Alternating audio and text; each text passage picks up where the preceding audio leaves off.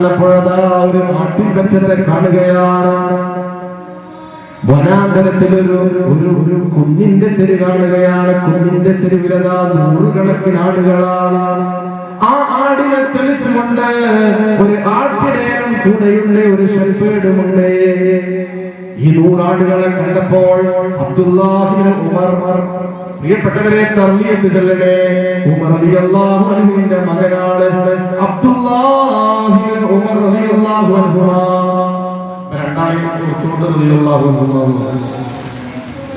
അവര് ആട്ടിൻകൂട്ടത്തെ കണ്ട് 100 കണക്കിന് ആടുകളുണ്ട്, 1-2. അതിൽ നല്ല തടിച്ച ഒരാള്, നല്ല ശരീരം, രോമാവൃതമായ ശരീരമൊക്കെയുള്ള, നല്ല മാംസമായ ശരീരമുള്ള, കിടക്ക നന്നായി വീർത്തവരാണ്.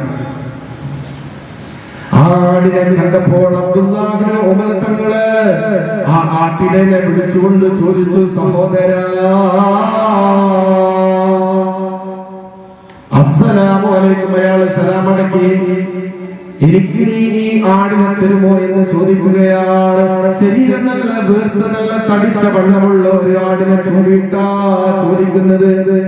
അപ്പോൾ ആ ആട്ടിടയൻ നല്ല തഖ്വയുള്ള ഒരു മറുപടി പറയുകയാണ്. നമ്മുടെ മനസ്സിലേക്ക് തഖ്വ നിറക്കുന്ന ഒരു മറുപടി ആ മനുഷ്യൻ പറയുകയാണ്.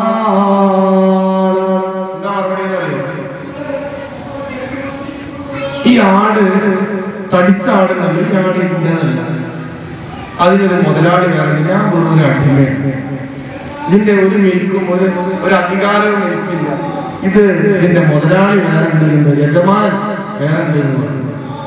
അപ്പൊ നല്ലൊരു മറുപടി. കാരണം വെച്ചാല് ഇസ്ലാമാർക്ക് അറിയാം, മുആമലാത്ത് പഠിപ്പിക്കുന്നുണ്ട്. ഇടപാട് നടക്കുമ്പോ നമുക്ക് മിൽക്കില്ലാത്തൊരു സാധനം വിൽക്കാൻ പറ്റില്ല എന്ന് പറഞ്ഞാൽ നിങ്ങൾക്ക് മനസ്സിലാവുന്ന വാർത്ത ഞാൻ പറഞ്ഞുതരാം.